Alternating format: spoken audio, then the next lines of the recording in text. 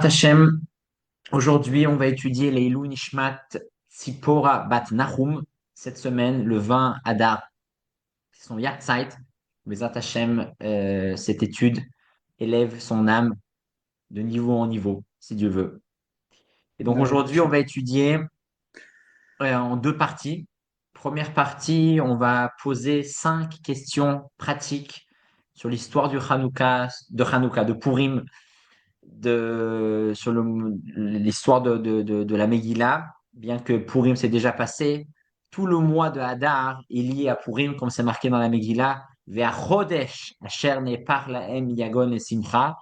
Donc Purim, c'est spécial dans le sens que c'est pas seulement cette date, le 14 Hadar. Alors, comme d'autres fêtes, pour Hanouka, c'est pas tout le mois de Kislev. Il n'y a pas un lien avec tout le mois de Kislev, par exemple. Mais le mois de Purim, oui. Donc, on peut, bien que Purim est passé, on peut toujours continuer à en parler. Donc, on va faire, premièrement, on va parler de 5 questions intéressantes sur l'histoire de Purim, sur des halakhot de Purim. Et ensuite, en deuxième partie, on va terminer, clôturer le sujet de la joie en rajoutant plusieurs éléments par rapport à ce qu'on a étudié ces dernières semaines.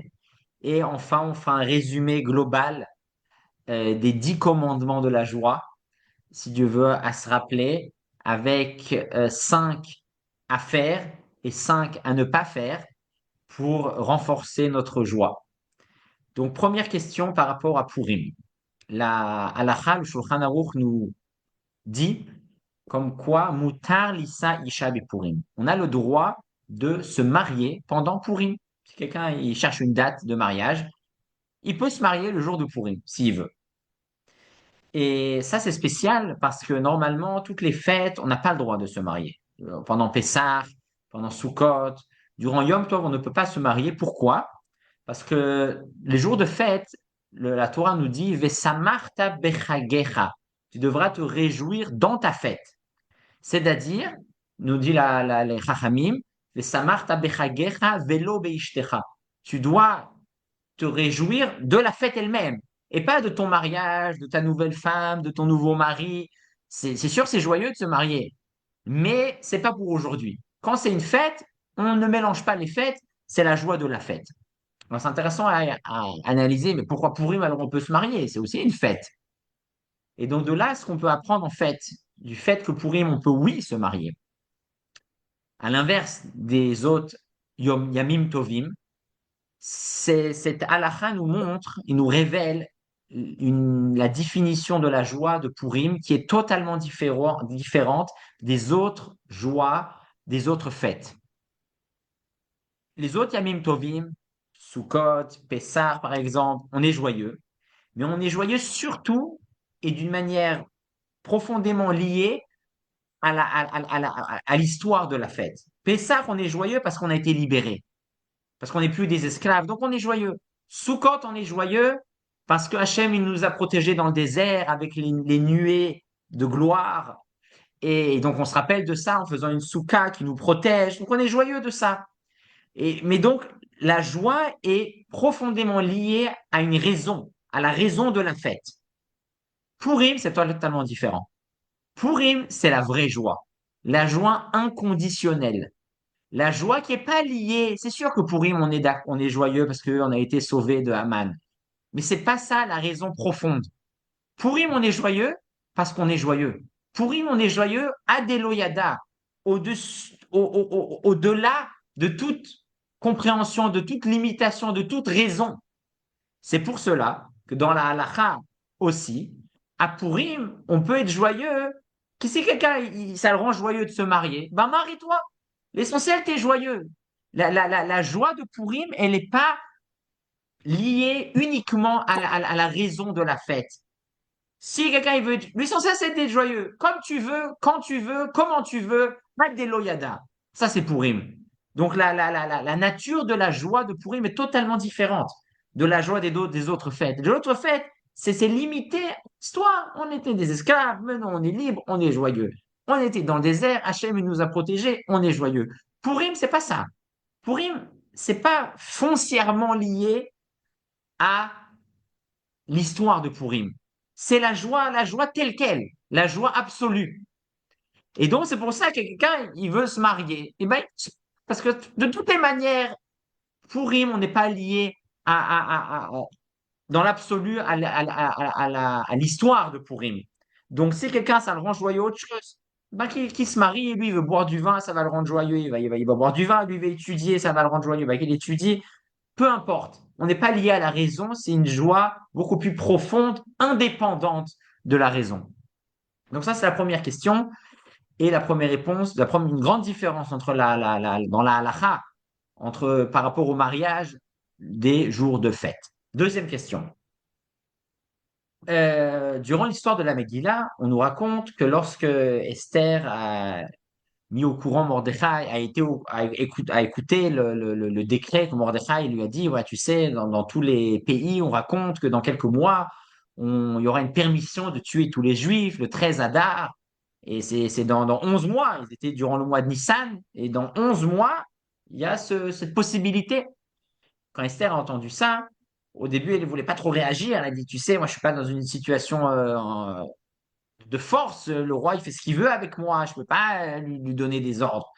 Mais bon, je peux essayer. Si vraiment tu insistes, cher Mordechai, je vais essayer. Et donc, Esther demande à Mordechai, avant qu'elle parte parler au roi, elle instaure les 3 jours de jeûne. Le jeûne d'Esther, qui ont lieu le 14, 15 et 16 Adar.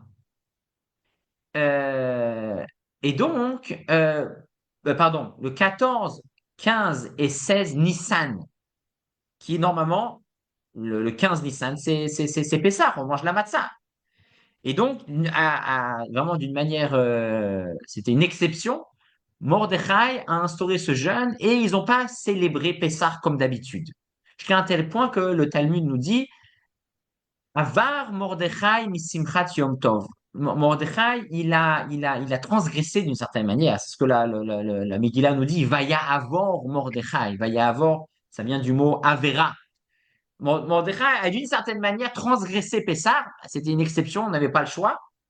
Et donc, on s'est pas réjoui dans la joie de Yom Tov comme on a l'habitude durant chaque fête. Et là, ils ont jeûné. Et ce qui est intéressant de se poser comme question, c'est pourquoi la Gemara nous dit spécialement que qu'est-ce qui s'est passé cette année? On n'a pas fait la joie de Pessah. On n'a pas fait la joie de Yom Tov. Pourquoi la Gemara nous dit pas, on n'a pas mangé les matzot? Pessah, surtout, c'est les matzot. Et si on a jeûné, mais on n'a pas mangé les matzot. Donc, pourquoi la Gemara ne nous parle pas de ce détail-là? Donc, certains commentaires expliquent une raison intéressante qu'en vérité, le fait de dire les Bnei Israël ont jeûné pendant 3 jours d'affilée, c'est difficile à dire qu'ils ont jeûné et ni mangé ni bu jour et nuit. On est obligé de dire qu'apparemment, la nuit, oui, ils mangeaient. Et donc, s'ils mangeaient la nuit, ils ont, ils ont pu, oui, manger la matzah. C'est vrai qu'ils ont jeûné, ils ont jeûné la journée.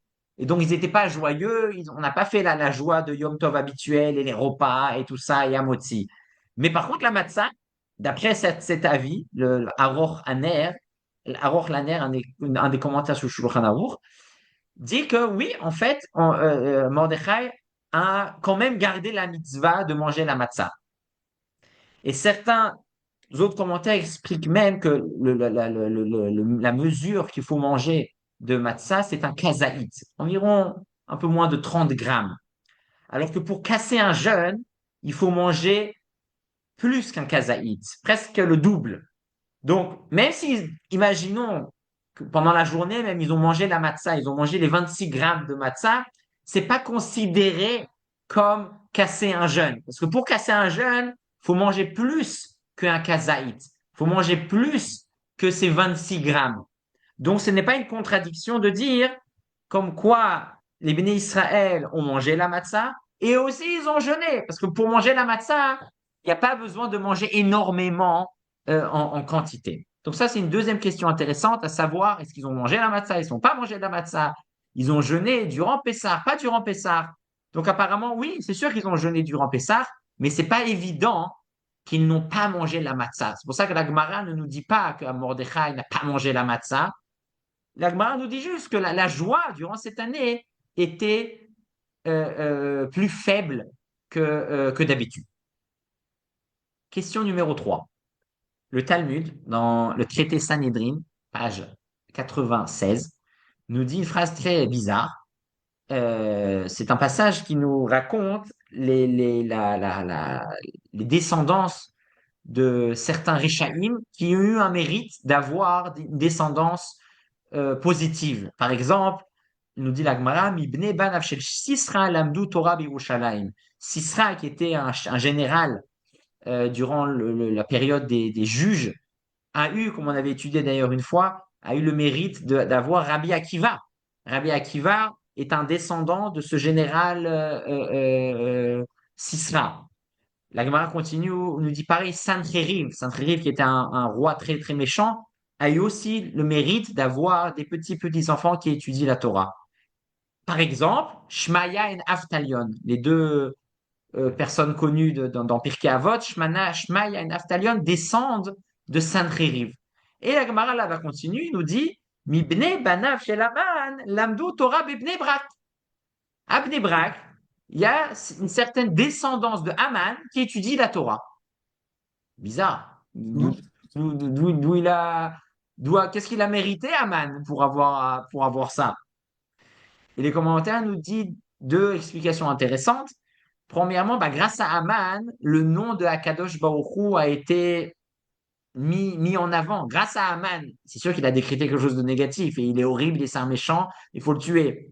Mais qu'est-ce qui sort de son histoire? Qu'on se rappelle d'Akadosh Baruch Hu, qu'on a vu le miracle, que Hachem nous a sauvés. Hachem a été grandi finalement de cette histoire. Donc grâce à ce mérite indirect, mais c'est quand même un mérite, Aman a eu le mérite d'avoir une descendance qui étudie la Torah à Bnei Brak. Une autre explication qui est dans le même sens, il nous dit que, on sait, la Gemara nous dit que à Matan Torah, lorsqu'on a reçu la Torah sur le mont Sinaï, c'était d'une certaine manière forcé. On n'a pas vraiment reçu la Torah de notre propre volonté. On a été forcé. Et c'est uniquement à Purim, de nombreuses années plus tard, que là, suite à notre teshuva, à notre retour vers Hachem, à nos prières, à notre jeûne, qu'on a vraiment, de notre propre volonté, de plein gré, accepté la Torah. Donc, grâce à Aman, on a reçu la Torah. Donc, c'est pour ça que Aman a eu le mérite d'avoir des petits-enfants qui étudient à Bnei Brak. Question numéro 4. La Gemara dans Masechet Megillah nous dit que normalement, on sait que les femmes ne sont pas astreintes aux mitzvot assez, aux mitzvot positives, aux mitzvot actives qui sont liées au temps. Mais par contre, il y a certaines exceptions. Par exemple, Pessah, la matzah, c'est une mitzvah positive, je dois manger la matzah à un certain moment donné. Et quand même, les femmes doivent manger la matzah. Pourquoi? Nous dit les commentaires de la Gemara, car on a été sauvé par le mérite des femmes. Le mérite des femmes, bisrout, nashim tzadkaniyot yatzanu mitzrayim. Par le srout des femmes justes, on a été libérés d'Égypte. Donc, comme elles ont une grande part à la sortie d'Égypte, les femmes aussi doivent célébrer et manger la matzah. Pareil à Hanouka. Allumer la Hanoukia, c'est une mitzvah positive liée au temps. Normalement, elles sont pas astreintes à ce genre de mitzvot. Quand même, du fait que Yehudit a une grande part dans l'histoire de Hanouka, c'est elle qui avait donc donné beaucoup à manger au général grec, et comme on connaît l'histoire, donc comme Yehudit était une femme, et c'est grâce à elle surtout qu'il y a eu une grande partie du miracle, donc les femmes aussi célèbrent Hanouka et elles doivent aussi participer à la mitzvah d'allumer les bougies. Et enfin, pareil pour la Megillah. Normalement, d'écouter la Megillah, c'est une mitzvah positive qui est liée au temps. Quand même, étant donné que Esther, qui est le personnage, un des plus importants de l'histoire avec un Mordechai, est une femme, donc les femmes aussi doivent écouter la Megillah le soir et la journée. Donc maintenant qu'on a compris cette règle-là, on peut se poser une question simple. On sait que pourquoi on met les tefilines? C'est marqué, on lit ça tous les jours dans la tfila. Vaya leot al yadecha utzotafot benenecha ki bechozek yad otzianu Hashem mimitzrayim. On met les tefilines parce que Hachem, avec sa main forte, il nous a fait sortir d'Égypte. Mettre les tefilines, on se rappelle qu'Hachem nous a sortis d'Égypte. Donc si c'est comme ça, les femmes devraient aussi mettre les tefilines. Parce qu'on a dit qu'elles sont aussi sorties d'Égypte avec nous. Et non seulement ça, elles ont eu un grand mérite dans la sortie d'Égypte. Donc pourquoi elles ne mettent pas les tefilines? Donc la réponse qu'on peut donner à ça, c'est de dire que les tefilines, c'est pas comme la Megillah, les bougies de Hanouka ou la matzah. Les tefilines sont, oui, liés à la sortie d'Égypte, mais ils n'ont pas un lien direct. On se rappelle de la sortie d'Égypte par les tefilines. Ma chaîne, elle aurait pu décider autre chose. Les tefilines elles-mêmes, quand quelqu'un il voit des tefilines, il ne voit pas la sortie d'Égypte. C'est un morceau en cuir, en peau d'animal, tout noir. D'une manière indirecte, il y a un lien. Alors que la Megillah, c'est l'histoire de Purim. La matzah, c'est le pain des pauvres qu'on a mangé, qu'on est sorti d'Égypte. Les bougies de Hanouka, c'est l'histoire de Hanouka. Donc, dans ces mitzvot-là qui sont directement liés à la fête, ben, c'est ça la fête. Les femmes sont astreintes. Alors que les tefilines, c'est vrai que c'est lié aussi à la sortie d'Égypte. Et c'est vrai qu'on aurait pu croire que aussi, alors à ce moment-là, les femmes doivent aussi mettre des tefilines. Mais non, comme les tefilines sont indirectement liées à la sortie d'Égypte. C'est une sorte de convention qu'Akadosh Baruch Hu a décidé que par les tefilines, on va se rappeler de la sortie d'Égypte. C'est pour cela que les femmes ne sont pas astreintes à cette mitzvah positive qui est liée au temps des tefilines. Et dernière question, avant de passer à la joie. On nous raconte dans l'histoire de la Megillah que suite au fait que Haman a été pendu et est mort, Achashverosh a donné la maison de Haman à Esther. Et là, on peut tous se poser une question très simple. Haman appartient au peuple d'Amalek, ça on le sait tous. Et on sait tous aussi qu'Amalek, il faut le détruire, il faut le tuer, homme, femme, enfant, bien, il faut rien laisser. Comme Shmuel avait dit à Shaoul à l'époque, tu dois tuer tout le monde. Et malheureusement, Shaoul n'a pas écouté jusqu'au bout. Et là, qu'est-ce qu'on voit dans l'histoire? Haman, Esther, elle reçoit la maison de Haman. C'est cool ça. Depuis quand on a le droit de profiter quelque chose de Amalek? Amalek, faut tout détruire. Faut détruire jusqu'à la dernière miette. Qu'est-ce qu'elle fait dans la maison de Haman? Donc sur ça, j'ai entendu trois explications intéressantes. Premièrement, c'est de dire que quand Haman est mort, Achashverosh a tout d'abord hérité, pris, est devenu le propriétaire de la maison de Haman. Et donc, avant de donner à Esther la maison, Achashverosh était le propriétaire. C'était plus la maison de Haman. Donc, ça explique comment Achashverosh a donné cette maison parce que c'était lui qui est devenu le propriétaire. Haman est mort, la maison est revenue au roi, et ensuite, Achashverosh a donné cette maison à Esther. Une explication.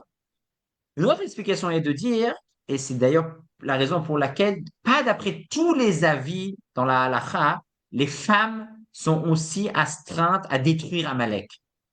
C'est pour ça que pas tout le monde est d'accord comme quoi les femmes sont obligées d'écouter la paracha de Amalek, comme on lit, comme on a lu il y a 2 semaines avant Purim. Les hommes, oui, on doit détruire. Les femmes, ça fait pas partie des mitzvot qu'elles doivent faire. C'est pour cela qu'on peut expliquer de cette manière-là que Esther a reçu la maison de Haman parce qu'elle n'est pas obligée de détruire Amalek jusqu'au bout. Et troisième explication, c'est de dire que cette maison, c'était pas vraiment la maison de Haman. C'était une maison de fonction. C'est comme la Maison Blanche. La Maison Blanche, elle n'appartient pas à Trump. Et Trump, il est président, ben, il est à la Maison Blanche. Quand il y aura un nouveau président, ben, ça sera un autre président qui sera là-bas. Pareil, cette maison de Haman, c'était pas sa maison personnelle. Ça, elle n'aurait pas pu la recevoir. C'était une maison de fonction. Et donc, c'est pour ça que cette maison de fonction, il n'y a pas de problème à à donner, à en profiter pour nous, les bénis Israël. Donc ça, c'est 5 questions intéressantes. On va résumer rapidement. Premièrement, Purim, on peut se marier, pas comme les autres fêtes, parce que Purim, la joie de Purim n'est pas liée à une raison spécifique, alors que les autres fêtes, oui. Donc c'est pour ça que les autres fêtes, la joie est liée exclusivement à la raison de la fête et pas à autre chose. C'est pour ça qu'on ne peut pas se marier. Purim, c'est toutes les raisons sont bonnes pour être joyeux à Purim. C'est pour ça que tu veux te marier, il n'y a pas de problème. Deuxième question, on a parlé comme quoi Mordechai et les bénis Israël auraient apparemment pu manger la matzah, bien qu'ils ont jeûné. Aman a eu un mérite d'avoir des petits enfants qui étudient la Torah à Bnei Brak, bien qu'il était horrible, quand même, indirectement, grâce à lui, le nom d'Hachem a été dévoilé. Les femmes ne mettent pas les téphilines, bien que d'une manière indirecte, les téphilines sont liées à la sortie d'Égypte, et que par rapport à la sortie d'Égypte, les femmes sont, oui, astreintes, comme à Purim et comme à Hanouka, de manger la matzah. Et enfin, Esther a reçu la maison de Haman, bien que Haman appartient à la famille d'Amalek. On a vu donc trois réponses. Premièrement, d'abord, c'est Achashverosh qui est devenu le propriétaire. Deuxième réponse, c'est de dire que les femmes ne sont pas forcément obligées de détruire Amalek comme les hommes. Et troisième réponse, c'est qu'il s'agissait ici d'une maison de fonction.